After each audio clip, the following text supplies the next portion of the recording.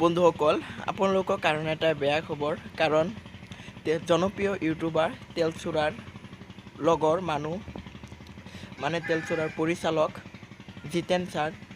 জিতেন ৰাজবংশী ওৰফে তেওঁ আজি আমাৰ পৰা চিৰ বিদায় মাগিছে। বন্ধুসকল, এইটো মোৰ কাৰণে বেয়া, কাৰণ তেওঁৰ যিমানবোৰ ভিডিঅ' মই চাইছোঁ বহুতকেইটাই মোৰ ভাল লাগিছে। আৰু কি ক'ম মানে বন্ধুসকল, মোৰ ইমান বেয়া লাগি আছে ছাৰটোৰ কাৰণে, কাৰণ ছাৰটোৱে ইমান এই ভয়েছ আছাম চেনেলটোক ইমান সহায় কৰিছিল। বন্ধুসকল, আৰু মই একো বেছি নকওঁ, কাৰণ আৰু মোৰ বহুত বেয়া লাগি আছে, মই ভিডিঅ' বনাব পৰা নাই। বন্ধুসকল, তেওঁৰ আত্মাই যদি শান্তি পায়,